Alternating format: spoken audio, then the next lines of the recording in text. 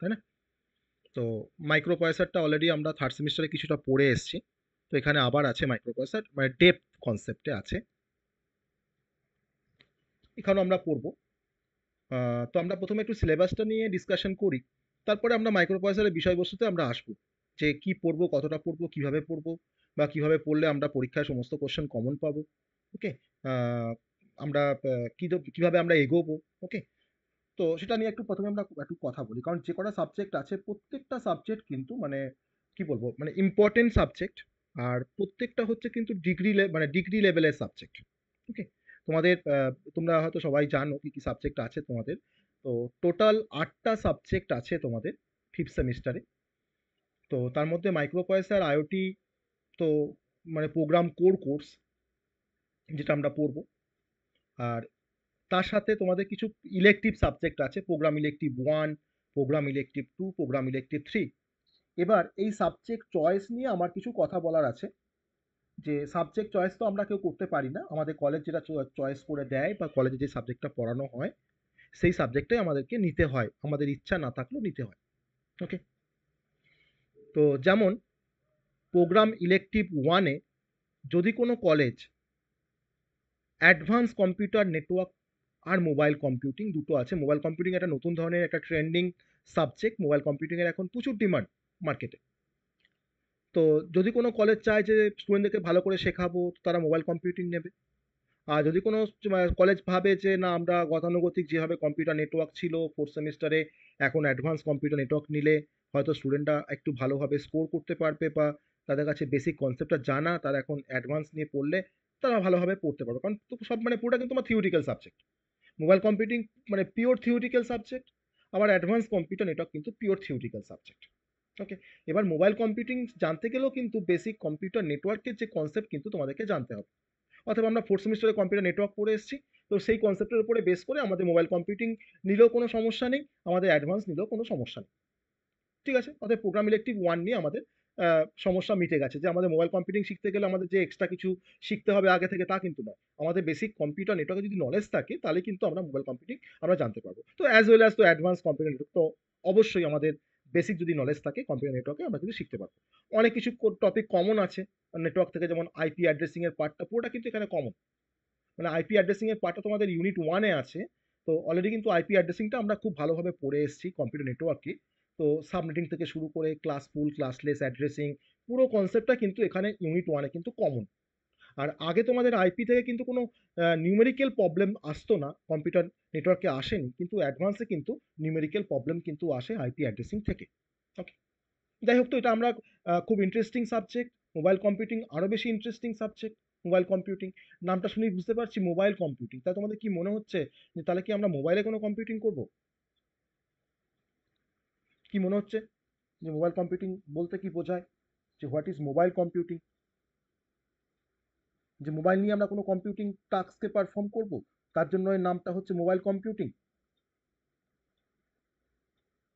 কি মনে হচ্ছে, কোনো কোনো ভিউজ মোবাইল কম্পিউটিং সম্বন্ধে, কোনো ভিউজ যে হোয়াট ইজ মোবাইল কম্পিউটিং?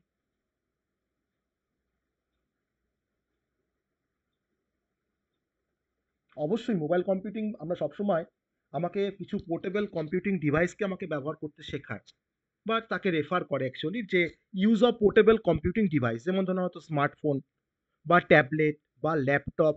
তো এগুলো সব হচ্ছে কিন্তু পোর্টেবল কম্পিউটিং ডিভাইসেস। এবার এই ডিভাইসগুলো আমরা ক্যারি করতে পারি, তাহলে এই ডিভাইসগুলো থ্রু দিয়ে যদি আমরা এগুলোকে ক্যারি করে যদি কোথাও নিয়ে যাই, আমরা যেখানেই যাই না কেন, কোনো ট্যাবলেট নিয়ে বা কোনো ল্যাপটপ নিয়ে বা কোনো স্মার্টফোন নিয়ে, আমরা সমস্ত জায়গাতেই থেকে কিন্তু আমরা কোনো ডেটাকে অ্যাক্সেস করতে পারি, অ্যাজ ওয়েল অ্যাজ আমরা কিন্তু কোনো অ্যাপ্লিকেশনকেও কিন্তু আমরা ভার্চুয়ালি এনি লোকেশন থেকে কিন্তু আমরা অ্যাক্সেস করতে পারি। তাহলে মোবাইল মানে কিন্তু অন মুভ, যে আমরা চলতে ফিরতে হাঁটতে হাঁটতে কোথাও হয়তো মুভ করছি, ট্রেনে যাচ্ছি, বাসে যাচ্ছি, আমরা হয়তো এয়ারলাইন্স করে কোথাও এয়ারলাইন্সের থ্রু দিয়ে কোথাও যাচ্ছি। তো সমস্ত জায়গাতে কিন্তু আমরা কম্পিউটিং সার্ভিসটাকে আমরা অ্যাভেল করতে পারি, তার জন্য এর নামটা হচ্ছে মোবাইল কম্পিউটিং। আর মোবাইল কম্পিউটিং অবশ্যই আমার তার মধ্যে কিছু হার্ডওয়্যার আছে, কিছু সফটওয়্যার আছে, কিছু নেটওয়ার্ক টেকনোলজি আছে, আমার কিছু ওয়্যারলেস কমিউনিকেশন স্ট্র্যাটেজি আছে, যার থ্রু দিয়ে আমরা ডেটাগুলোকে এক্সচেঞ্জ করতে পারি, আর যেটা হয়তো আমাকে কানেক্টিভিটি প্রোভাইড করে। আমার কারণে কিন্তু এরকম হয় না যে ধরুন হয়তো ট্রেনে তোমার যাচ্ছি, ধরুন আমরা কিন্তু তোমার নেটওয়ার্ক অ্যাক্সেস করতে পারি। আমার ভোডাফোন হোক বা জিও হোক, যাই হোক।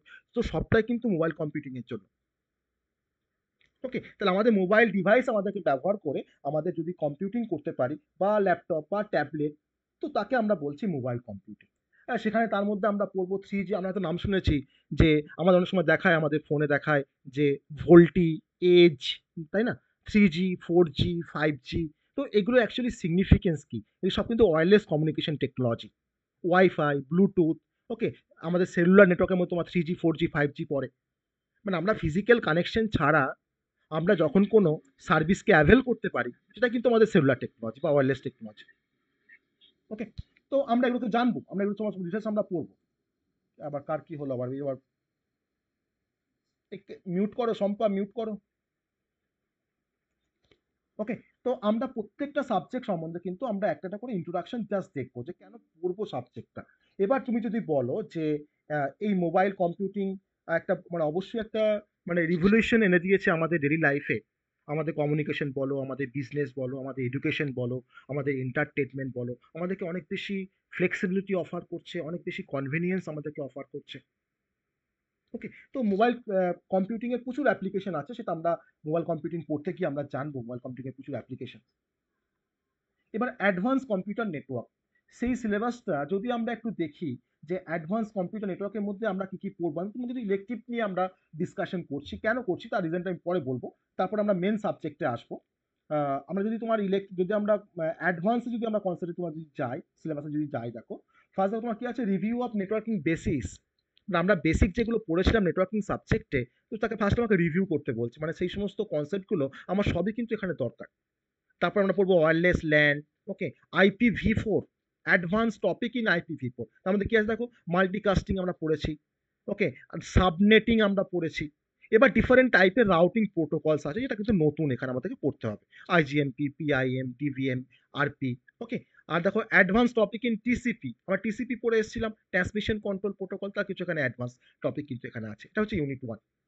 এবার ইউনিট 2 তোমার কি আছে, টেলিকম নেটওয়ার্ক, তার মধ্যে তোমার ATM, FPLS, এগুলো সব আমরা কিছু জানবো। VSAT communication, wireless network, WiFi, WiMAX, okay? দেখো GSM, CDM এ 3G, 4G, 5G, কিছু কনসেপ্ট কিন্তু মোবাইল কম্পিউটিং এর যা আছে, আমার কিন্তু অ্যাডভান্সে কিন্তু অনেক কনসেপ্ট কিন্তু কমন কমন টপিক আছে, যেখানেও পড়তে হবে ওখানেও পড়তে হবে। ওকে? ইউনিট 3 তোমার দেখো এখানে আছে তোমার স্টোরেজ এরিয়া নেটওয়ার্ক, স্যান বলা হয়। যেমন পার্সোনাল এরিয়া নেটওয়ার্ক, যেমন লোকাল এরিয়া নেটওয়ার্ক, হ্যাঁ? Wide area network, storage area network আছে, তার কিছু কিছু ক্যারেক্টারিস্টিক আছে, তার কিছু আর্কিটেকচার আছে, সেটা আমরা পড়বো এখানে। ওকে?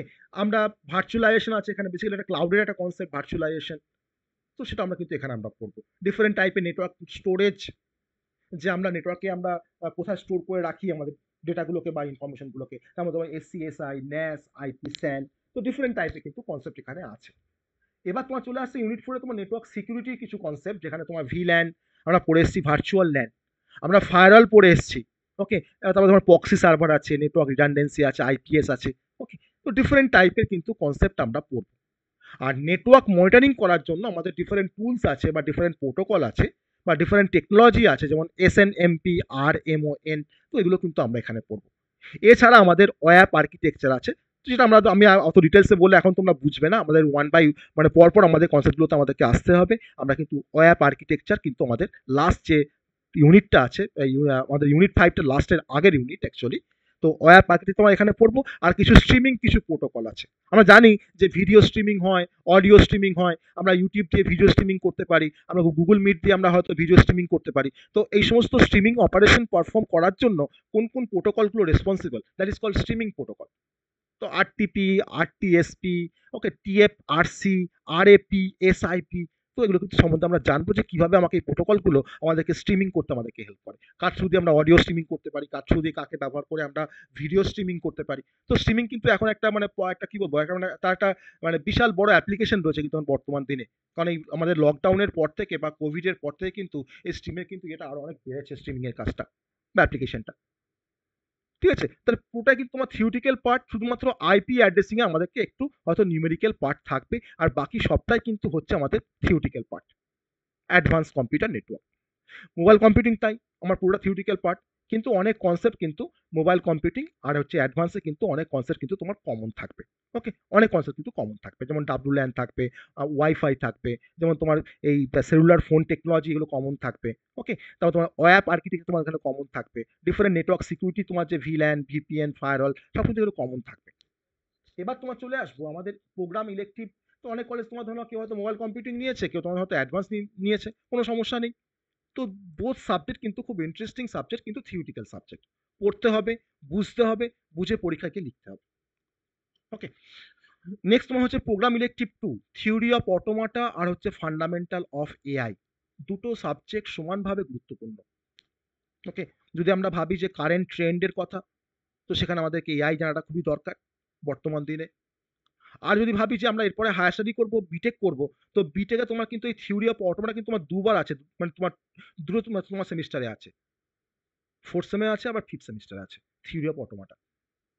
আবার এই থিওরি অফ অটোমাটা যদি তুমি পড়তে পারো, যদি তুমি শেখো, তাহলে তোমাকে বিটেকে গিয়ে তোমার একটা সাবজেক্ট তোমাকে পড়তে হবে কম্পাইলার ডিজাইন, একটা ম্যান্ডেটরি সাবজেক্ট।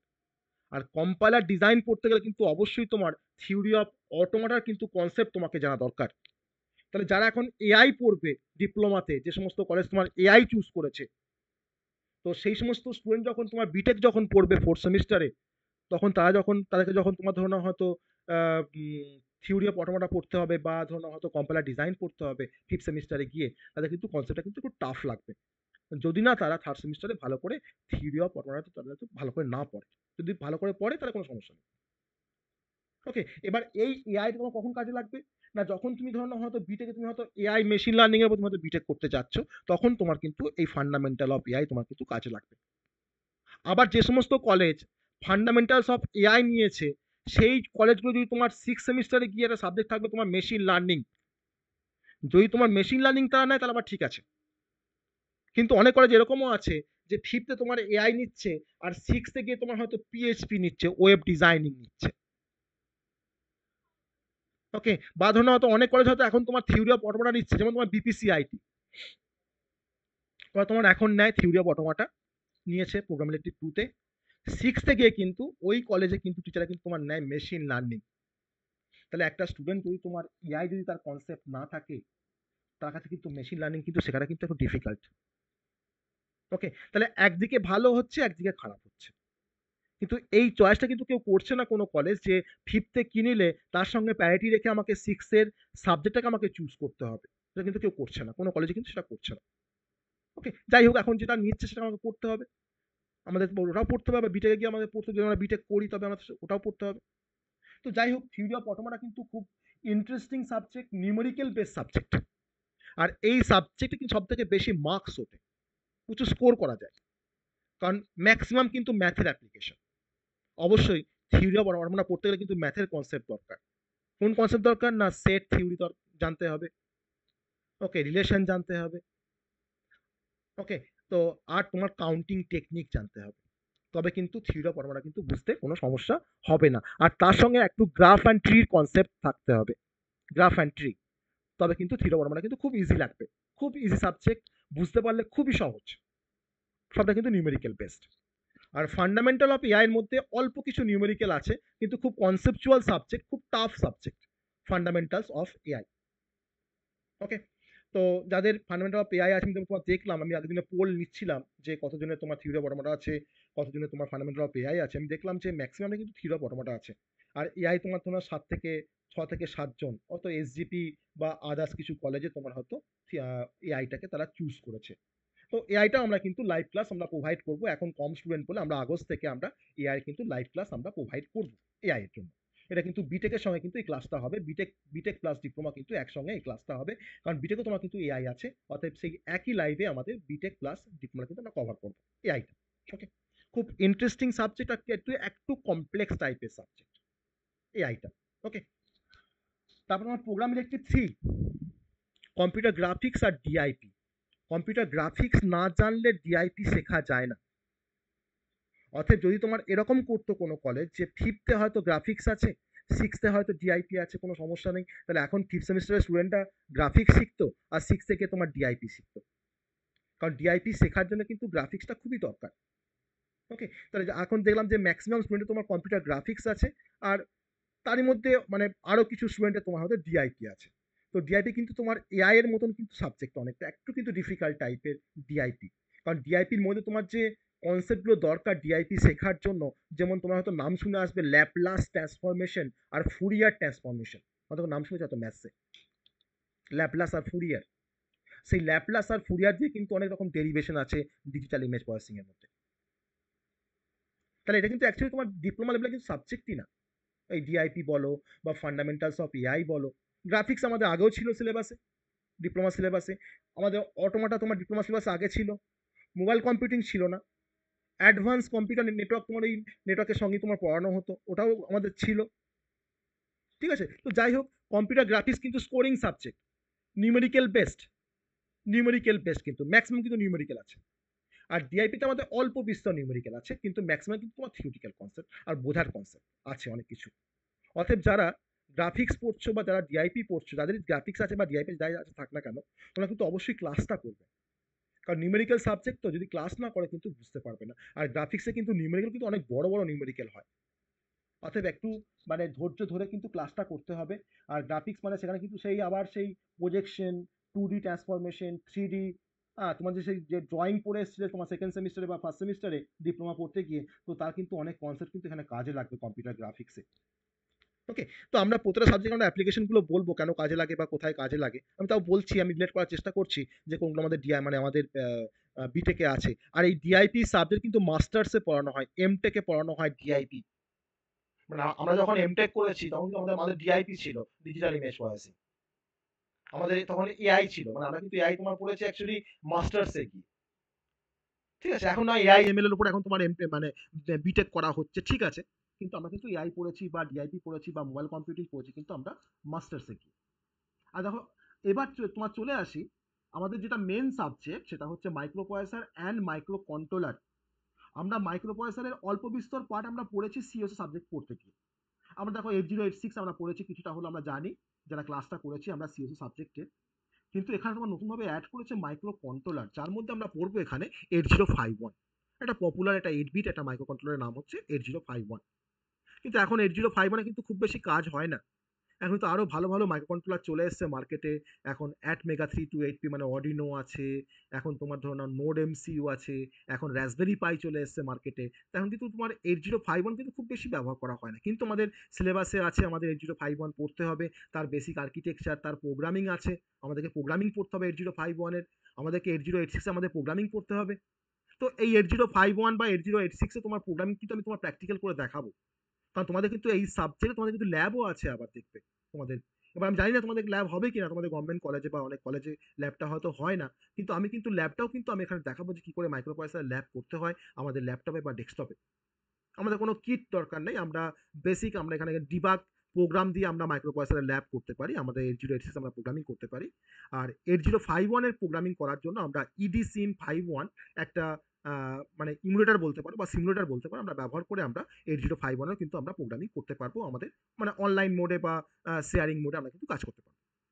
ঠিক আছে, তো এই মাইক্রো প্রসেসর 8086 কিন্তু এখন অবসলিউট হয়ে গেছে, এখন ব্যবহার করা হয় না কিন্তু। এখন তোমাদের তোমাদের i4 i3 i5, ওকে, i7, ঠিক আছে, পেন্টিয়াম, ওকে, এখন ইন্টেল, তার ডিফারেন্ট এখন মানে প্রসেসর চলে এসেছে, অনেক আপগ্রেড প্রসেসর চলে এসেছে।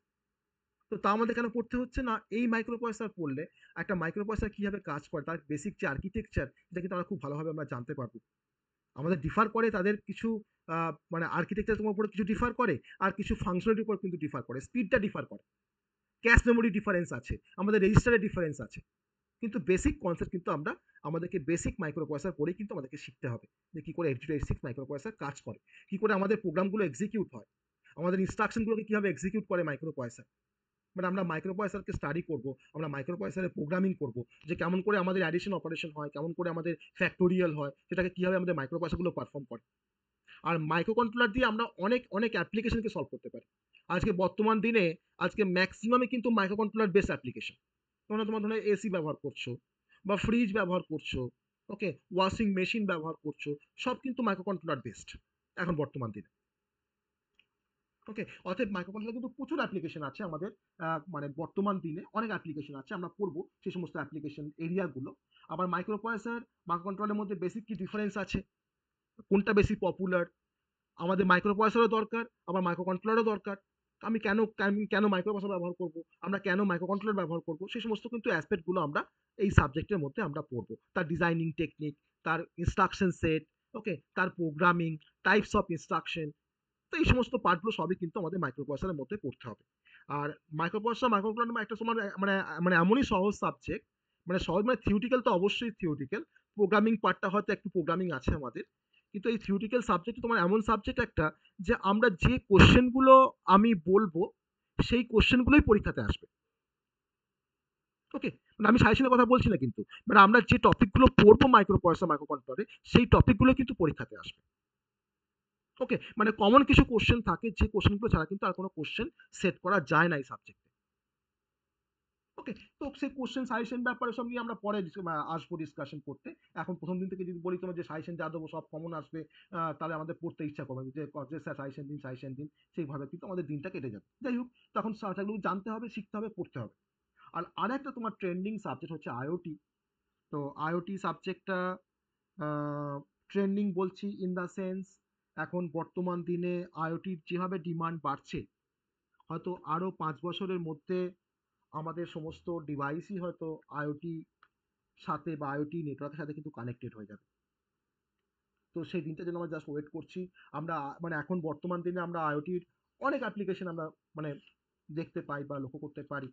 এখন ম্যাক্সিমামটা কিন্তু এখন আইওটি বেসড, যা কিছু বলি আইওটি বেসড। আমরা দেখো স্মার্ট ওয়াচ ব্যবহার করি, কিন্তু আইওটি একটা অ্যাপ্লিকেশন। আমরা স্মার্ট কার ব্যবহার করছি, আমরা ড্রাইভারলেস কার ব্যবহার করছি, তাই না? আমরা তোমার ধরো স্মার্ট অ্যালার্ম ক্লক ব্যবহার করছি, যে আমি অফিস যাব কালকে 10টার সময়, আমাকে 7টায় ঘুম থেকে উঠতে হবে। তো কালকে হয়তো অ্যালার্মটা আমার 6টা 20-তে বাজছে। তো কেন বাজছে? আমি তো 7টায় অ্যালার্ম দিয়েছি। কারণ আমার অ্যালার্ম ক্লকটা হচ্ছে স্মার্ট অ্যালার্ম ক্লক। কারণ হচ্ছে যে ওই দিনের ট্রাফিকটা বেশি বলে আমাকে সকালবেলায় আমাকে 7টার পরিবর্তে আমাকে অ্যালার্ম ক্লকটা আমাকে 6টা 15-তে আমাকে ডেকে দিয়েছে। যে তুমি তাড়াতাড়ি উঠে রেডি হয়ে একটু আগে বেরো অফিসটা, তাহলে তুমি 10টার মধ্যে অফিসে পৌঁছাতে পারবে। That is the IoT based. আজকে আমার বাড়িতে, আমি বাড়ি থেকে অফিস গেছি ফ্ল্যাট থেকে, হয়তো আমার বাড়িতে তোমার ধরো এসি চলছে, ফ্যান চলছে, লাইট জ্বলছে, আমি যখন বেরিয়েছিলাম তখন হয়তো আমার পাওয়ার অফ ছিল।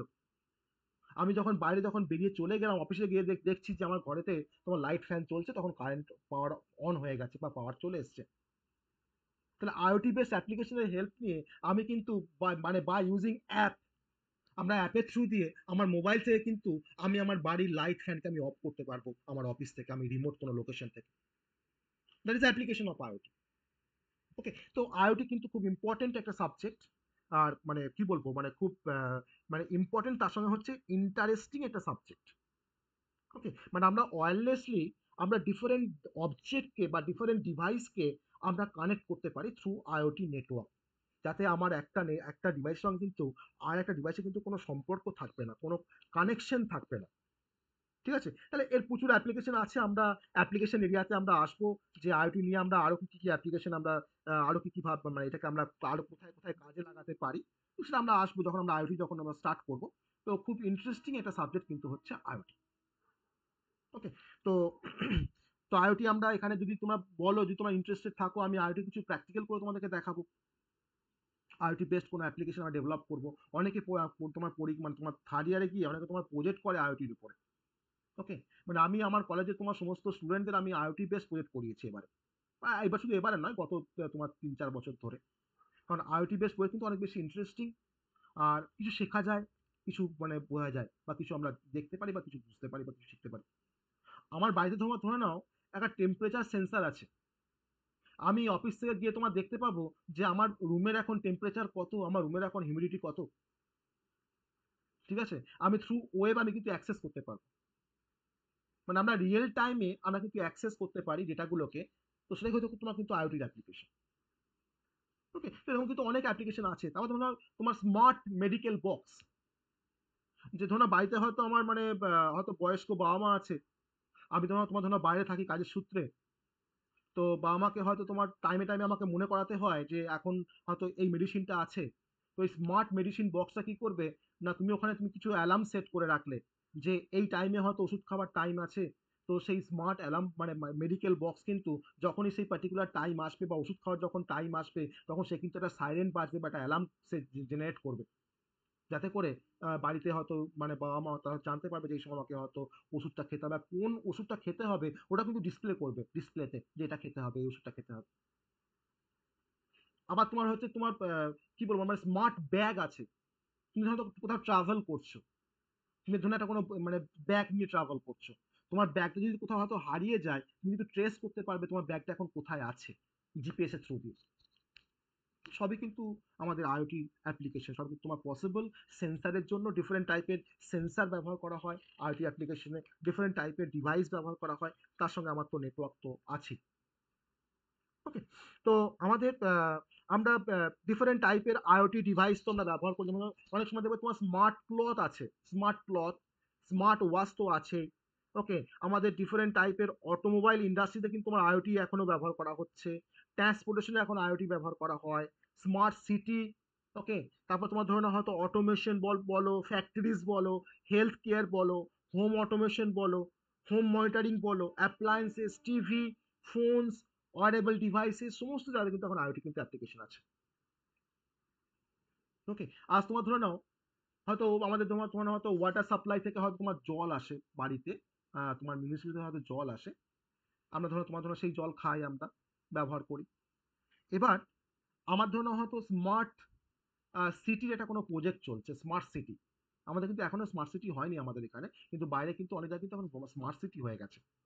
এবার ধরো কোনো কারণে হয়তো তোমার জলের হয়তো কোনো একটা দিন, যে জলের হয়তো তোমার যে মানে প্যারামিটার গুলো আছে যখন তোমার বেড়ে যায় বা কমে যায় তখন তোমার কিন্তু জলটা খারাপ হয়ে যায়, বা তোমার ধরো টিডিএস আছে, পিএইচ ফ্যাক্টর আছে। এবার আমার আইওটি ডিভাইস গুলো তোমার সবসময় কিন্তু সেন্স করছে যে জলটার কোয়ালিটি তোমার ঠিকঠাক আছে কিনা।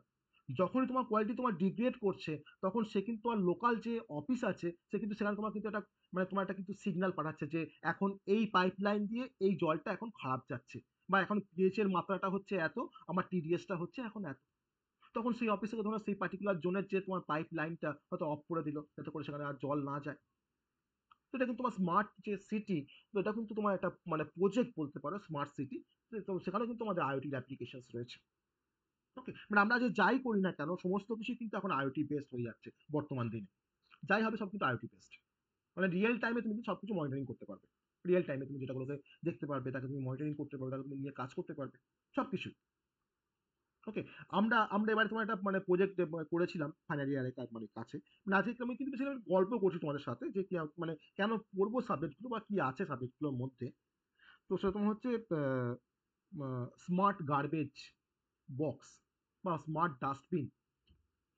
তো আমরা কি হয় না আমার ধরনের বাড়ির পাশে হয়তো কোনো ডাস্টবিন আছে, তো ডাস্টবিন তোমার দিনের পর দিন ধরে হয়তো ফুল হয়ে যায়, গন্ধ বেরোয়, হয়তো আমাদের ধরো লোকাল যে পঞ্চায়েত বা মিউনিসিপ্যালিটি থেকে হয়তো কোনো লোক আসে না, সেগুলো তোমার পরিষ্কারই করে না। কিন্তু স্মার্ট ডাস্টবিন হলে কি হবে না যখনই আমার ডাস্টবিন যখন ফুল হবে তার জাস্ট হয়তো একদিন আগে লোকাল যে মিউনিসিপ্যালিটি আছে সেখানে তোমার একটা মেসেজ গেল বা একটা মেল গেল যে এই পার্টিকুলার এরিয়াতে এই ডাস্টবিনটা ফুল হয়ে গেছে, এটাকে ইমিডিয়েট এটাকে তোমার সরিয়ে নেওয়ার ব্যবস্থা করা হোক। যাতে করে যারা মানে যারা তোমার ধরো কন্ট্রোলার, যারা যারা তোমার ধরো কন্ট্রোল করছে সমস্ত এই গার্বেজ মনিটরিং সিস্টেমটাকে, যাতে করে তারা বুঝতে পারে যে আমার কোন এরিয়ায় আমার ডাস্টবিনটা ফুল হয়েছে। এটা তোমার সম্ভব নয় যে প্রতিদিন মানে প্রত্যেকটা ঘন্টায় পর পর গিয়ে দেখে আসা যে কোন ডাস্টবিনটা ফুল হয়েছে আর কোনটা তোমার এখনো ফাঁকা আছে বা ব্ল্যাঙ্ক আছে। ওকে, তো এটার জন্য কিন্তু তোমার মানে ডিফারেন্ট টাইপের সেন্সার ব্যবহার করা হয়েছে, এটা তোমার কিন্তু পুরোপুরি কিন্তু আইওটি বেসড। বা ধরো না কোনো মেসেজ যাবে না, যে কন্ট্রোলার সে কিন্তু তার অফিসে বসে সে তোমার দেখতে পাবে, তার অ্যাপের থ্রু দিয়ে দেখতে পাবে যে কোন এরিয়াতে কোন ডাস্টবিনটা কতটা লেভেল ফিল আপ হয়েছে। That is a real time data. সে কিন্তু রিয়েল টাইমে সে কিন্তু মনিটরিং করতে পারছে ডিফারেন্ট ডাস্টবিনগুলোর ওপর। যখন দেখবে যে হ্যাঁ এখানে একটা থ্রেশহোল্ড পেরিয়ে গেছে, লেভেলটা ভর্তি হয়ে গেছে, ওভারফ্লো করছে, তখন সেই জায়গাতে তোমার ধরো হয়তো কোনো গাড়িকে পাঠিয়ে দিল, যা গিয়ে হয়তো ওটাকে পরিষ্কার করে নিয়ে চলে আসলো। এটা হচ্ছে স্মার্ট ডাস্টবিন। তাহলে একটা স্মার্ট সিটির জন্য কিন্তু আমাদেরকে স্মার্ট ডাস্টবিন আমাদেরকে ব্যবহার করতে হবে, আমাদেরকে স্মার্ট ওয়াটার আমাদেরকে ইউজ করতে হবে। তো এই সমস্তগুলোকে কম্বাইন করলে কিন্তু তোমার অ্যাকচুয়ালি তোমার হয় স্মার্ট সিটিজ। তবে আমি বলতে পারবো যে আমার সিটিটা হচ্ছে স্মার্ট সিটি। ওকে, তো যাই হোক আমরা আইওটির মধ্যে অনেক কিছু পড়বো, আইওটির কিন্তু অনেক কিছু কনসেপ্ট জানতে হবে, অনেক কিছু কনসেপ্ট আছে যেগুলো হয়তো একটু মানে কনসেপচুয়াল, একটু হয়তো লেন্দি কনসেপ্ট, একটু মাথার উপর দিয়ে যাবে, কিন্তু আমাদের আইওটি যেটা মেন বিষয়বস্তু যাতে আমরা বুঝতে পারি যে কিভাবে আইওটি নিয়ে কাজ করা হয় বা আইওটি আমাদের কোথায় কোথায় ব্যবহার করা হয়। আজকে বর্তমান দিনে তোমার ধরো হেলথ কেয়ার সিস্টেমে তোমার কিন্তু এখন আইওটির প্রচুর অ্যাপ্লিকেশন আছে হেলথ কেয়ার সিস্টেম। ওকে, যেমন তুমি ভাবো যে তুমি হয়তো আজকে ভিডিও কনফারেন্সিং এর থ্রু দিয়ে তুমি হয়তো ধরো বাইরে কোনো ডক্টরের কাছে তুমি অ্যাপয়েন্টমেন্ট বুক করছো, সে তোমাকে দেখছে থ্রু অনলাইন বা থ্রু ভার্চুয়ালি, দেখে তোমাকে হয়তো প্রেসক্রাইব করছে, তোমাকে মেডিসিন প্রেসক্রাইব করছে, সবটাই কিন্তু আইওটির জন্য। ওকে, মানে আমি মোবাইল ব্যবহার করে আমি কিন্তু ডিরেক্টলি আমি ডক্টরের সাথে কিন্তু আমি আহ, মানে কি বলবো আমি কনসাল্ট করতে পারছি। ওকে, স্মার্ট এগ্রিকালচার। আজকে ধরুন হয়তো মাঠ হয়তো আমার থেকে হয়তো তোমার 10 কিলোমিটার দূরে, মাঠে আমি হয়তো কিছু ক্রপ আমি এখানে হয়তো ইয়ে করে এসেছি। ওকে, আমি হয়তো কিছু মানে বীজ লাগিয়ে এসেছি বা কিছু গাছ লাগিয়ে এসেছি। এবার আমার গাছগুলোর যে সয়েলটা বা তার ময়েশ্চার লেভেলটা কখন তোমার কমছে কখন বাড়ছে আমি জানি না। ঠিক আছে, এবার ধরে নাও আমার ময়েশ্চার লেভেল যখন একটা পার্টিকুলার যখন রেঞ্জে যখন নিচে তোমার চলে যাবে, তখন অটোমেটিক্যালি সেই গাছের মানে যে মানে গোড়াগুলো আছে মানে তোমার অটোমেটিক তোমার কিন্তু জল পড়বে। এটা বলা হয় স্মার্ট এগ্রিকালচার। ওকে, তাহলে এই স্মার্ট এগ্রিকালচারের জন্য কিন্তু আমাদের আইওটি একটা বড় মানে দায়িত্ব পালন করে স্মার্ট এগ্রিকালচারের জন্য, তাই না? তো আজকে আমরা ধরুন ড্রাইভারলেস কার ব্যবহার করছি আমরা, তো এটা হচ্ছে স্মার্ট ট্রান্সপোর্টেশন। আজকে তুমি ধরো কার নিয়ে যাচ্ছ, তোমার ধরো আইওটি বেস তোমার কিছু ডিভাইস ওখানে লাগানো আছে তোমার কারেতে, সে তোমাকে সাজেস্ট করছে যে এই রুট দিয়ে যাবে না কারণ এই রুটে তোমার ট্রাফিক বেশি আছে, তুমি এখন অল্টারনেট তুমি এই রুটটা ব্যবহার করো। That is a smart transportation. Okay, আজকে মিলিটারি অ্যাপ্লিকেশন বলো, স্মার্ট পার্কিং বলো, স্মার্ট রিটেল বলো, স্মার্ট এনার্জি মানে এনার্জি ম্যানেজমেন্ট বলো, ওকে, বা স্মার্ট ডাস্টবিন বলো, সমস্ত জায়গাতে কিন্তু আইওটির অ্যাপ্লিকেশন মানে বিভিন্নভাবে আমরা মানে দেখতে পাই বা লক্ষ্য করতে পারি।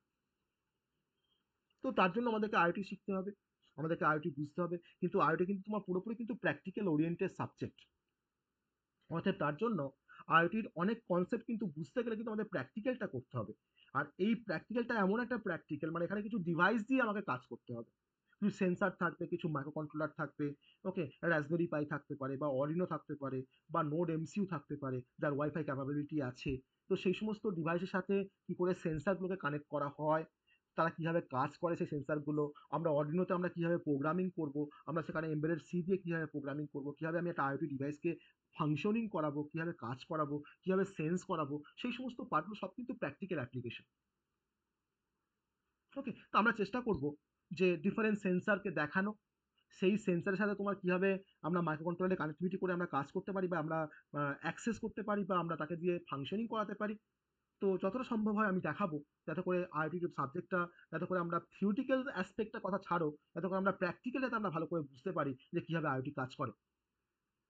এটা কিন্তু মেন কনসেপ্ট, মানে আইওটি কিন্তু থাকলে, যদি তোমাদের ল্যাব থাকতো আইওটি তাহলে কিন্তু জিনিসটা আরো ভালো হতো।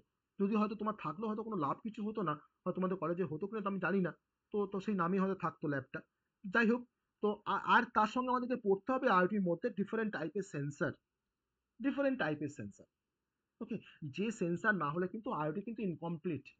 কারণ সেন্সার কিন্তু অ্যাকচুয়ালি তোমার সেন্স করে, আমাদের এনভায়রনমেন্টকে সেন্স করে। ডিফারেন্ট টাইপের সেন্সার আছে, অ্যানালগ সেন্সার আছে, ডিজিটাল সেন্সার আছে, মেকানিক্যাল সেন্সার আছে, অপটিক্যাল সেন্সার আছে, ইলেকট্রিক্যাল সেন্সার আছে।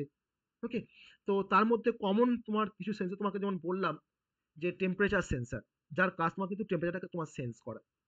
ওকে, আল্ট্রাসোনিক সেন্সার ও ডিস্টেন্স মেজার করে, যে আমি ওই আল্ট্রাসনিক তোমার ধরো ইয়ে থেকে তোমার সেন্সার থেকে হয়তো একটা কোনো অবজেক্টকে রাখলাম কিছুটা দূরে, আমার কিন্তু বলে দেবে যে কতটা দূরে আমার ওই ডিস্টেন্সটা কত, আমার সেন্সার থেকে আমার ওই অবজেক্টে তোমার ডিস্টেন্সটা কত, এটা বলা হয় আল্ট্রাসনিক সেন্সার, যার কাজ কিন্তু ডিস্টেন্স মেজার করা। তোমরা তো দেখবে যে অনেক জায়গাতে তোমার দেখবে এরকম হয় যে যারা তোমার সার্ভেয়ার, যারা তোমার ধরো মাপজোক করে, তারা কি করে একটা বড় একটা সেই মানে লোহার একটা শিকল নিয়ে তোমার মাপতে যায় না, যে কতটা তোমার হয়তো এদিকে কত দৈর্ঘ্য কত, আমার লেন্থ কত, ব্রেথ কত। তো এখন কিন্তু অনেক স্মার্ট হয়ে গেছে, এখন কিন্তু কেউ আর ফিতে নিয়ে কিন্তু আর মাপতে যায় না বা ওই শিকল নিয়ে কিন্তু আর মাপে না কিন্তু কেউ আর।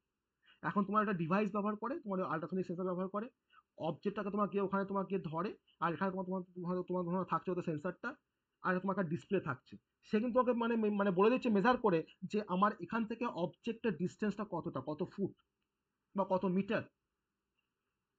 ওকে, that is the purpose of ultrasonic sensor. তো এছাড়া তোমার কিন্তু আরো অনেক সেন্সার, তোমার পিএইচ সেন্সার, ওকে, তো তারপর তোমার ধরো হয়তো পিআইআর সেন্সার, ডিফারেন্ট টাইপের কিন্তু তোমার সেন্সার আছে। অ্যালকোহল সেন্সার, ধরো ড্রাইভার হয়তো একটা কোনো কার যখন তোমার ড্রাইভ করে, তো সেখানে তুমি ধরো না তো একটা কোনো তুমি অ্যালকোহল সেন্সারকে রাখলে, যে যদি আমার ড্রাইভার যদি তোমার ধরো ড্রিঙ্ক করে যদি তোমার ড্রাইভ করতে যায় তাহলে তো অ্যাক্সিডেন্ট হবে। এবার ওই অ্যালকোহল সেন্সার কি করে না, যখনই তোমার ড্রাইভারের মুখ থেকে যখন স্মেল পাবে, তখন সে হয়তো লোকাল যে থানা বা লোকাল যে মিউনিসিপ্যালিটি বলো বা লোক মানে তোমার গাড়ির যে ওনার বলো, তার কাছে তোমার একটা সিগন্যাল যাবে যে এই কার নাম্বার, এই ড্রাইভার সে এখন ড্রাঙ্ক অবস্থায় আছে, তাকে যাতে স্টপ করা হয়, মানে যাতে সে অ্যাক্সিডেন্টটা না করে। ওকে, তো এটা হচ্ছে অ্যালকোহল সেন্সারের কাজ। গ্যাস সেন্সার, ধরুন আমাদের কিচেনে হয়তো আমরা রান্না করছি, হয়তো আমাদের এলপিজি গ্যাসটা হয়তো লিক করে গেছে, আমি ধরুন বাড়িতে নেই, হয়তো আমি রান্না করছি ধরুন বাড়িতে নেই সাপোজ, তাহলে কি আমি কেমন করে বুঝবো যে আমার গ্যাসটা এখন লিক করছে? তো সেই আল্ট্রাসোনিক সেন্স আমার সেখানে তোমার অ্যালকোহল সেন্সার থাকে বা গ্যাস সেন্সার থাকে, যে সেন্স করে, আর আমি আইওটি থ্রু দিয়ে আমি আমার অফিসে বসে আমি কিন্তু জানতে পারবো যে আমার গ্যাসটা এখন লিক করছে কিনা। যদি তোমার গ্যাস লিক করে আমার কাছে মেসেজ আসবে, আমার কাছে তোমার কল আসবে, যে গ্যাস লিকেজ ডিটেক্টেড বলে মেসেজ আসবে, বা আমার কাছে কল আসবে একটা নাম্বার থেকে, কিন্তু জিএসএম বেসড একটা অ্যাপ্লিকেশন আইওটি থ্রু দিয়ে, গ্যাস সেন্সার।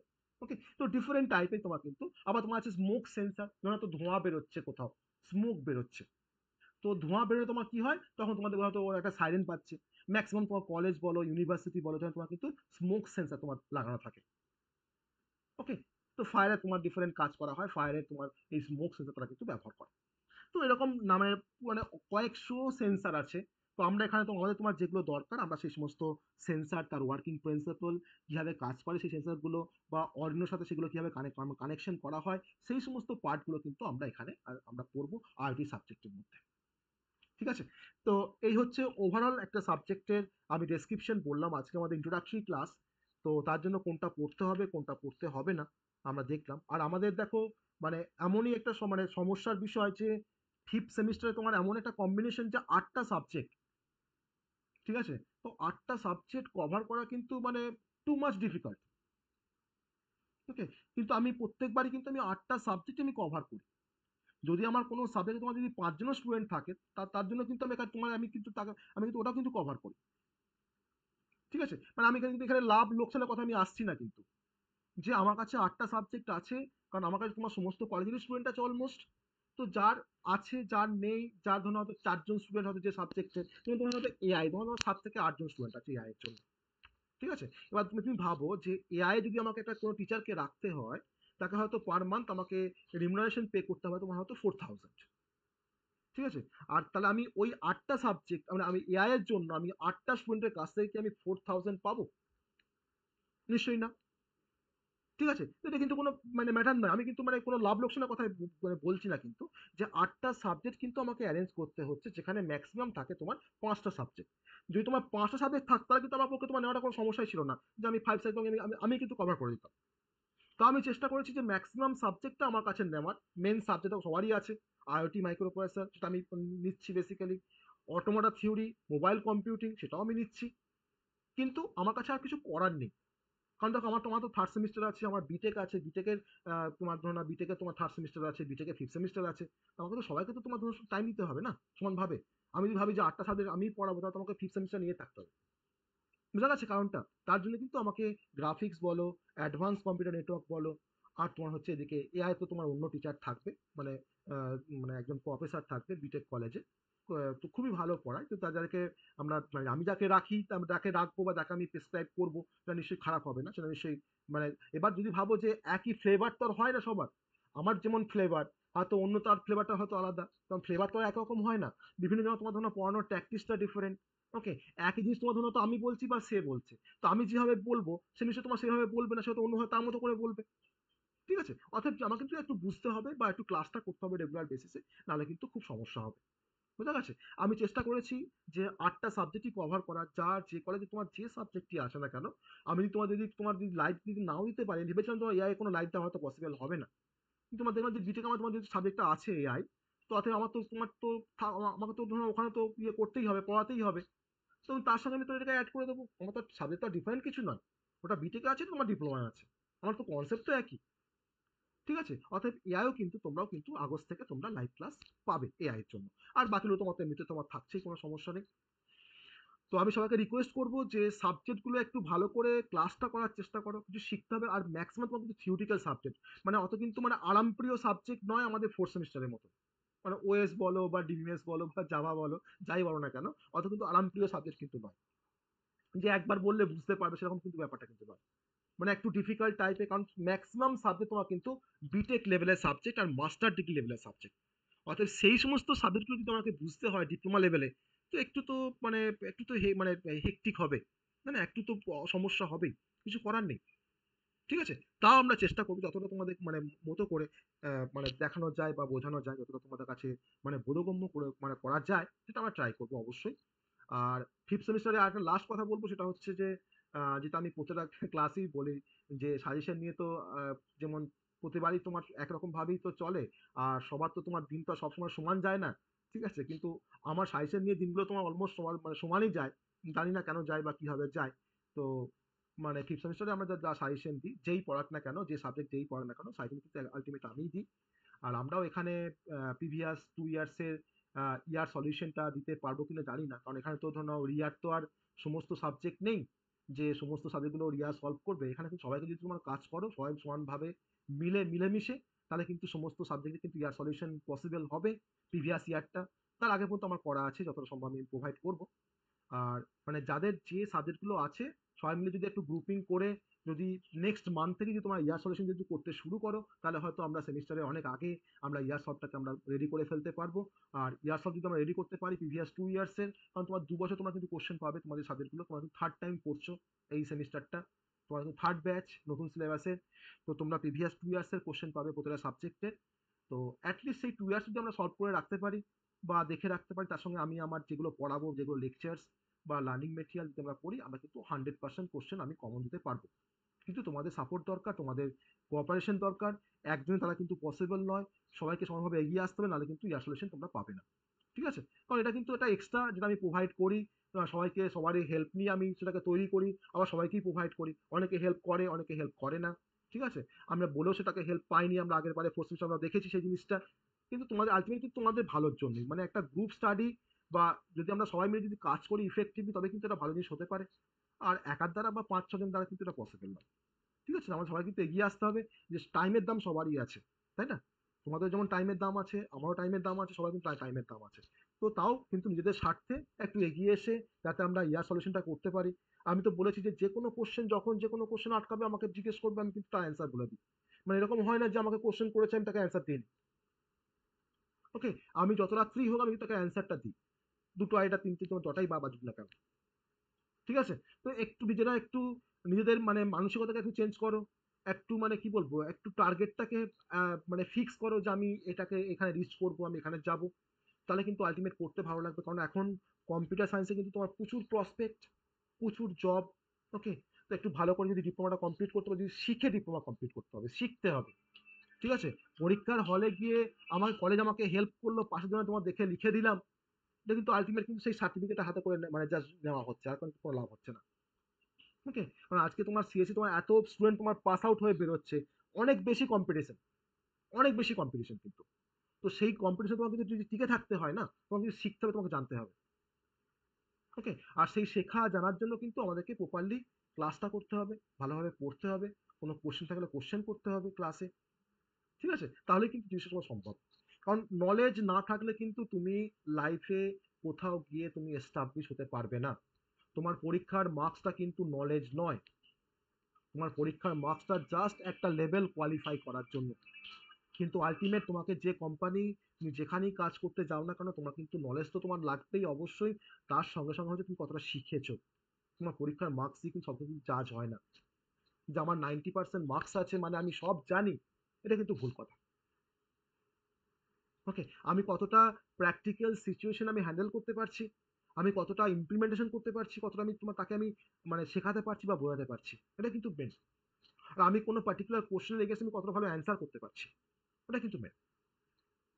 ওকে? অর্থাৎ কিন্তু শিখতে হবে, জানতে হবে। আর প্রতিটা সাবজেক্ট কিন্তু তোমার খুব ভাইটাল। এর পরবর্তী দেখো আমাদের আর কিন্তু কোনো ভালো সাবজেক্ট নেই ফিফথ এর পরে। হ্যাঁ, সিক্সথে গিয়ে হয়তো আমাদের মেশিন লার্নিং আছে, ডেটা মাইনিং আছে, ক্লাউড কম্পিউটিং আছে, আর তোমার আছে পিএইচপি আছে, ওয়েব ডিজাইনিং আছে। হ্যাঁ, তোমাদের বিপিসিআইতে কিন্তু ওয়েব ডিজাইনিং নেয়। ওকে, তো আমাদের কিন্তু ওখানে কিন্তু পিএইচপি পড়তে হবে।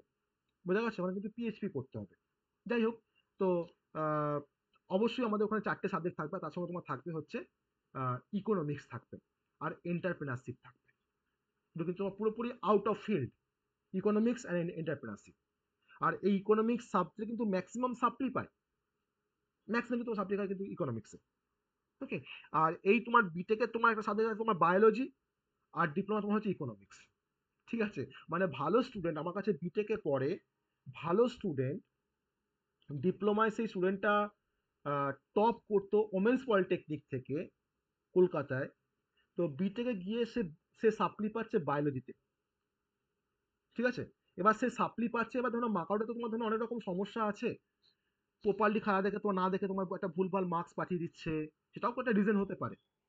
ঠিক আছে, কিন্তু ওমেন্স এর যে টপ যে স্টুডেন্টটা, তোমার হয়তো নাম, তারা সে কিন্তু এখন গিয়ে সাপ্লি পাচ্ছে বায়োলজিতে 4th সেমিস্টারে বিটেকে। অতএব একটু পড়তে হচ্ছে, তার মানে হচ্ছে সে কি পড়েনি, না সে তার মানে সে ভালোভাবে মুখস্থ করেনি বা ভালোভাবে পড়েনি বা ভালোভাবে ক্লাস করেনি, তা তো নয়। আমি আমি তার আমি আমি আমি তো ভাবছি যে তার কোনো দোষই নেই। দোষটা কিন্তু আলটিমেটলি তো মার্কআউটের। কারণ সে তোমার ফেল করতে পারে না, কারণ একটা এত ভালো স্টুডেন্ট সে তোমার গিয়ে এভাবে সাপ্লি পেতে পারে। ওকে, তো যাই হোক, তো বিপিসি আইটি আছে, ওমেন্স পলিটেকনিক কলকাতা আছে, যেটা পরপর 3 বছর 4 বছর ধরে তোমার যারা টপ করে সেই কলেজে তারা কিন্তু সবাই আমার স্টুডেন্ট অ্যাকচুয়ালি। তো এটা কিন্তু একদিনে, এই রেপুটেশনটা একদিনে আসেনি, এটা কিন্তু অনেকটা মানে কসরত করতে হয়েছে। ওকে, তারাও পড়াশোনা করেছে, আমাকেও পরিশ্রম করতে হয়েছে, সব মিলে একটা মানে জয়েন্টলি একটা এফোর্ট। তো সেই এফোর্টটাতে আমি সবাইকেই বলবো যে তোমরাও সেরকম এফোর্ট দাও, তাতে কিনা ভালো যেমন রেজাল্ট হবে সেরকম কিন্তু মানে in future after passing the diploma বা আফটার পাসিং দ্য বিটেক তোমরা যাতে ভালো জায়গাতে রিচ করতে পারো, ভালো কোম্পানি তোমরা যাতে জব করতে পারো। ওকে, তো টার্গেট নিয়ে নাও যে আমাকে বিটেকের পর আমাকে ভালো জব পেতে হবে বা আমাকে হায়ার স্টাডি করতে হবে। আর আমি এটুকু অ্যাসিওর করতে পারি, যদি ভালো করে তোমরা যদি পড়াশোনা করতে পারো, যদি ভালো করে যদি তোমার সাবজেক্টে যদি নলেজ রাখতে পারো না, তা আফটার বিটেক তোমরা যে কোনো কলেজে, ডিপ্লোমা কলেজে তোমরা জব পেয়ে যাবে মানে অ্যাজ আ লেকচারার। আর যদি মাস্টার্স করতে পারো, যদি এমটেক করতে পারো আফটার পাসিং দ্য বিটেক, তাহলে কিন্তু তোমার যে কোনো বিটেক করে তোমরা কিন্তু অ্যাজ আ অ্যাসিস্ট্যান্ট প্রফেসর তোমরা কিন্তু জব পাবে, কিন্তু নলেজ থাকতে হবে। আজকে বর্তমান দিনে তোমার বিটেক কলেজগুলো তোমার কোনো ফ্যাকাল্টি পাচ্ছে না কম্পিউটার সায়েন্সে, নেই, লোক নেই। যেখানে তোমার 10টা ফ্যাকাল্টি তোমার দরকার, সেখানে তোমার 3টে করে ফ্যাকাল্টি তোমার কাজ চালাচ্ছে কলেজগুলো। এটা কিন্তু রিয়েল ফ্যাক্ট। ওকে, তো মানে in the meantime automatically আমার কাছে প্রায় 10 থেকে 12টা কলেজের অফার এসছে বিটেক কলেজে, যে এখানে আসুন স্যার, এখানে আসুন। আমি মানে জাস্ট মানে সেই বার্গেনিং হচ্ছে, যে আমি এত দেবো, আমি এত দেবো, জাস্ট বার্গেনিং হচ্ছে। বুঝতে পারলে? তো ট্রেন্ড আছে, ডিমান্ড আছে, যদি ভালো করে পড়তে পারো। নিজেকে কিন্তু তোমাকে কম্পিটিশনে তোমাকে কিন্তু মানে টিকতে হবে, তোমাকে কিন্তু টপ করতে হবে কম্পিটিশনে, তবে কিন্তু ভালো জায়গাতে রিচ করতে পারবে। মানে জব প্রচুর, কিন্তু সেটাকে তোমাকে মানে অ্যাকোয়ার করতে হবে, তোমাকে সেটাকে শিখে তোমাকে সেটাকে কিন্তু সেই জায়গাতে রিচ করতে হবে। ওকে, যাই হোক, তো আর বেশি কথা বলছি না। আর ম্যাক্সিমাম কিন্তু তোমার সিভিল মেকানিক্যাল ব্যাকগ্রাউন্ডের কিন্তু ডিপ্লোমা পাস করে কিন্তু বিটেকে গিয়ে তোমার কিন্তু সিএসসি নিয়ে বিটেক করছে। এরকম আমার কাছে কিন্তু 10% স্টুডেন্ট আছে যারা মেকানিক্যাল সিভিল ব্যাকগ্রাউন্ড ডিপ্লোমার, তারা কিন্তু এখন সিএসসি নিয়ে বিটেক করছে। আমার বিটেক থার্ড সেমিস্টার স্টুডেন্ট আছে, ফিফথে তোমার স্টুডেন্ট আছে, কিন্তু 10% স্টুডেন্ট কিন্তু ওই সিভিল মেকানিক্যাল নিয়ে তোমার ডিপ্লোমা করেছে, এখন তারা সিএসসি নিয়ে বিটেক করছে। অতএব নিজের ডিপার্টমেন্টটা এখন ভালো ডিপার্টমেন্ট, ট্রেন্ডিং, ডিমান্ডেবল, সেটা কিন্তু কাজে লাগানোর চেষ্টা করো। কিন্তু শিখতে হবে, একটু পড়তে হবে। ঠিক আছে, মানে মানে আমি এটা বললাম লাস্টের দিকে একটু জ্ঞান দিলাম, এটা কিন্তু জ্ঞান নয়, এটা কিন্তু আলটিমেট তোমরা ভালোভাবে নেবে। আমি আশা করবো যে যদি আমাদের যদি লাইফে যদি কোনো টার্গেট না থাকে না, তাহলে কিন্তু ভালো কিছু অ্যাচিভ করতে পারবো না। একটা টার্গেট ফিক্স করে নাও যে আমি আমি এখানে রিচ করবো, সেই টার্গেটটাকে তোমার অ্যাচিভ করার জন্য কিন্তু তোমার যেমন করে খুশি তোমার সেখানে পৌঁছাও। ঠিক আছে, আর লাস্টে আমি একটা ছোট্ট একটা গল্প বলবো। ঠিক আছে, একটা গল্প, একটা মোটিভেশনাল একটা গল্প, কারণ আমি এখন তোমার দেখবো হয়তো খেয়াল করেছো হয়তো, আমি মাঝে মধ্যেই মোটিভেশনাল কিছু মেসেজ লিখি, আমার স্ট্যাটাসে বলো, আমার ফেসবুকে স্টোরিতে বলো বা ফেসবুকে বলো, লিখি। কেন বলো তো লিখি? কারণ এগুলো আলটিমেটলি তোমাদেরকে মোটিভেট করার জন্য, মানে আমার স্টুডেন্টদেরকে মোটিভেট করার জন্য, আমার যারা ফলোয়ার্স আছে তাদেরকে মোটিভেট করার জন্য। তো আশা করি সেগুলো মানে সবার মানে ভালো লাগে না খারাপ লাগে, যারা তোমার দেখো আমার এই মেসেজগুলো, মানে ভালো লাগে না খারাপ লাগে, আমাকে রিপ্লাই করো তো দেখি।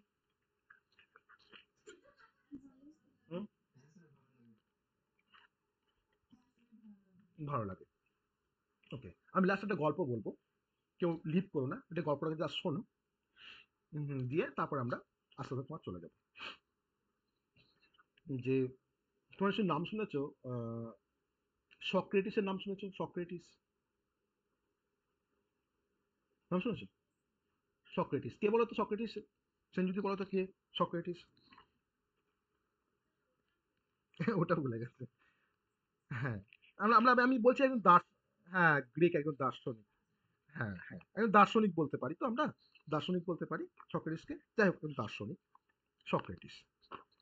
তো তার কাছে একজন পার্সন, ধরো হয়তো আমি, বা হয়তো কেউ, ধরো তোমার হয়তো সে হয়তো লাইফে ফেড আপ, কোনো জব পাচ্ছে না, কোনো সাকসেসে যেতে পারছে না, কিছুই হচ্ছে না তার। সে তখন তোমার ভেবেছে যে আমি সক্রেটিসের কাছ থেকে জানবো যে কি করলে আমি সাকসেস পাবো লাইফে। তো সে অনেক চেষ্টা করেছে যে ওর কাছে যাবার, বড় একজন দার্শনিক, তার কাছে যাওয়া মানে তো মুখের কথা না। সে তোমার প্রতিদিন তোমার কি করে না, ওই সক্রেটিস তোমার বাড়ির সামনে গিয়ে তোমার দাঁড়িয়ে থাকে, একটু দূরে দাঁড়িয়ে থাকে, আবার তোমার দেখা হয় না, চলে আসে। দিনের পর দিন এইভাবে হচ্ছে। তখন একদিন তোমার সক্রেটিস মানে তো সে খেয়াল করেছে যে ওই ছেলে, ওই যে পার্সনটা প্রতিদিন এখানে আসে, আমার বাড়ির সামনে আসে আবার চলে যায়। ওর যে গেটম্যান তাকে জিজ্ঞেস করেছে যে কি ব্যাপার বলো তো, যে এই প্রতিদিন আমার কাছে আসছে আবার চলে যাচ্ছে, এই কি জন্য আসে? তখন গেটম্যানে বলছে যে স্যার এই আমার সঙ্গে দেখা করতে চাই। ও তখন বলেছে যে ঠিক আছে, তাহলে এক কাজ করো, তাহলে কালকে ওকে আমার সঙ্গে দেখা করতে বলো। ঠিক আছে? তো সে দেখা করতে এসছে সকালের সঙ্গে। সে তো খুব আনন্দ যে আমি গিয়ে জানবো যে কি করে আমি লাইফে সাকসেস পাবো। তখন তাকে সক্রেটিস বলেছে যে তুমি কালকে ভোর 4টের সময় আমি অমুক নদীর ধারে আমি বেড়াতে যাব, তুমি সেখানে এসে পৌঁছাবে, তুমি সেখানে আসবে, আমি তোমাকে সেখানে বলে দেবো যে কি করে তুমি সাকসেস পাবে। তো ঠিক আছে। তো পরের দিন ভোরবেলায় 4টে বলেছে তোমার সক্রেটিস, সে প্রতিদিন তোমার সকালে মর্নিং ওয়ার্কে যায় সক্রেটিস। তাকেও বলেছে তোমার কিন্তু 3:45 নাগাদ কিন্তু সেই তোমার ওখানে গিয়ে, ওই যেখানে তোমার বলেছে সক্রেটিস, সেখানে গিয়ে তোমার দাঁড়িয়ে আছে। তোমার সক্রেটিস তোমার গেছে, সেখানে গিয়ে দেখছে যে হ্যাঁ ওখানে দাঁড়িয়ে আছে ছেলেটি, ওই পার্সনটি। তো কোনো কথা না বলে সক্রেটিস তোমার কি করছে, নিজের মতো করে তোমার সে মর্নিং ওয়াক করতে শুরু করছে, এদিক ওদিক করে যাচ্ছে আসছে, মানে জাস্ট মানে তোমার মর্নিং ওয়াক করছে। সে দেখছে আমাকে ডাকলো, আমাকে কোনো কথা বলছে না। সে মানে তোমার তার সঙ্গে সঙ্গে তোমার যাচ্ছে, দিয়ে বলছে যে স্যার আমাকে বলুন যে কি করে সাকসেস পাওয়া যাবে, আপনি তো আমাকে এখানে আসতে বলেছিলেন, আমি তো আপনার কথা মতো তো আমি আগেই চলে এসেছি, এই টাইমে আগেই চলে এসেছি, তো আমাকে স্যার বলুন। সে আর কোনো কথা বলছে না সক্রেটিস, সে কিন্তু নিজের মতো করে যাচ্ছে আসছে এইভাবে কিন্তু চলে যাচ্ছে। তো অনেকক্ষণ পরে যখন দেখছে যে ছেলেটা কন্টিনিউয়াসলি তাকে জিজ্ঞেস করছে যে আমি কি করে সাকসেস পাবো, আমাকে একটু বলে দিন স্যার, তখন সে কোনো কথা না বলে সক্রেটিস সেই ছেলেটিকে নিয়ে সেই মানে গঙ্গাই বলো বা নদী বলো, সেখানে তোমার আস্তে তোমার জলের দিকে নামছে ছেলেটাকে নিয়ে, তাকে সঙ্গে করে তোমার নিয়ে জলের দিকে তাকে ধরে, তাকে তার ঘাড়ে ধরে জলের দিকে তার নামাচ্ছে। সে বলছে স্যার আপনি আমাকে বলুন কি করে সাকসেস পাবো, আপনি আমাকে জলে কেন নামাচ্ছেন? সে কোনো সক্রেটিস কোনো কথা বলেনি, সে কিন্তু তাকে টানতে কিন্তু জলের দিকে নিয়ে যাচ্ছে। তো তোমার ধরো না বুক পর্যন্ত জল হয়েছে, গলা পর্যন্ত জল হয়েছে, তাও নিয়ে যাচ্ছে। এবার তোমার পুরোপুরি তোমার ধরো মানে ডুবে যাচ্ছে ছেলেটা এরকম অবস্থায়, গিয়ে তোমার সক্রেটিস তোমার কি করেছে, তোমার চুলটাকে ধরে সে জলের মধ্যে তোমার ডুবিয়ে রেখে দিয়েছে। ঠিক আছে? সে তোমার ধরো না হাত পাত নিয়ে তোমার নাড়ানাড়ি করছে, কারণ সে তো তোমার, তার তো মানে কষ্ট হচ্ছে এবার, তার তো এবার কষ্ট হচ্ছে। তো যখন দেখছি তার লাস্ট অবস্থা যে আর মানে এবার তাকে জল থেকে তুলতে হবে সেই পার্সনটাকে, না হলে ও মারা যাবে। তো তখন ওকে জাস্ট ইয়ে থেকে তুলে বলছে যে এবার তুমি বলো যে তুমি জলের মধ্যে তুমি কি ভাবছিলে? তুমি কি তোমার বাবা-মার কথা চিন্তা করছিলে? না তুমি কি তোমার গার্লফ্রেন্ডের কথা চিন্তা করছিলে? না তুমি কি তোমার ওয়াইফের কথা চিন্তা করছিলে? না তুমি তোমার মানে কোনো ওয়েল উইশার্স এর কথা তুমি চিন্তা করছিলে? তখন সে বলছে যে না স্যার আমি এসব কিছুই ভাবিনি। আমি ভাবছিলাম যে আমি কি করে বাঁচবো? আমি কি করে আমি জল থেকে উপরে উঠবো? আমি তার কথা ভাবছিলাম, আমি সেই চেষ্টা করছিলাম। তখন সক্রেটিস তাকে বলছে, জল থেকে তুলে নিয়ে এসে বলছে যে তুমি নিজেকে বাঁচার জন্য তুমি যে চেষ্টাটা তুমি করছো, তুমি যে এতক্ষণ ধরে তুমি যে চেষ্টা করলে যে তুমি কি করে তুমি বাঁচবে, তুমি কি করে জল থেকে উপরে উঠে আসবে, তো এইরকম চেষ্টা যদি তুমি করো তোমার লাইফে, তাহলেই তুমি লাইফে সাকসেস পাবে। তো বিষয়বস্তুটা কি হলো, তাহলে কনক্লুশন কি? আমার কিন্তু গল্প শেষ। তাহলে কি বুঝতে পারলে? কনক্লুশন কি বুঝতে পারলে? তাহলে কনক্লুশন কি? ঠিক আছে, ট্রাই বা ডোন্ট ট্রাই। আর কি বুঝতে পারলে? একটু আমাকে এক লাইনে কেউ বলতে পারবে যে এটা মানে কনক্লুশন কি?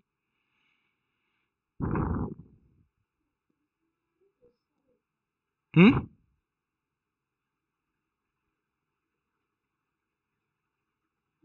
তো এটা কি সবার হ্যাঁ বলো। সাকসেস পেতে গেলে চেষ্টা করতে হবে। কিরকম চেষ্টা? না আমরা আমাদের নিজের জীবনকে বাঁচানোর জন্য যেরকম আমরা চেষ্টা করি, যদি আমরা চেষ্টা করতে পারি কোনো কিছু অ্যাচিভ করার জন্য, আমরা কিন্তু সাকসেস পেতে বাধ্য। কিন্তু সেই চেষ্টাই কিন্তু আমরা করি না। আমরা সবসময় কিন্তু দোষারোপ করি কারো উপরে, নিজেকে দোষারোপ করি, হ্যাঁ? যে আমি এটা পারছি না, তোমরা আমার আমার মধ্যে কিছুই নেই, আমি কিছুই জানি না। কিন্তু পৃথিবীতে সমস্ত মানুষ কিন্তু সমান বুদ্ধিসম্পন্ন। সবাই কিন্তু ভগবান কিন্তু সবাইকে কিন্তু সমানভাবে পাঠিয়েছে। তো সে কে কিভাবে নিজেকে ইউটিলাইজ করতে পারবে সেটা কিন্তু ডিপেন্ড করছে তার উপরে। অতএব চেষ্টা করতে হবে, সেই লেভেলে চেষ্টা করতে হবে। চেষ্টাটা কিন্তু আমাকে কিন্তু সেই লেভেলে করতে হবে। যাতে করে আমরা নিজেকে বাঁচার জন্য যেভাবে আমরা চেষ্টা করি, সেইভাবে যদি আমরা চেষ্টা করতে পারি তাহলে কিন্তু সাকসেস আসতে বাধ্য। ওকে? সবার ভালো লাগলো গল্পটা? হুম? বাকিদের ভালো লেগেছে? হুম? ঠিক আছে। তো এটাকে রাতের বেলায় ভাবতে খাওয়া-দাওয়া করে এবার ভালো করে ঘুমিয়ে পড়ো। ওকে? চলো, গুড নাইট। Good night. চলো।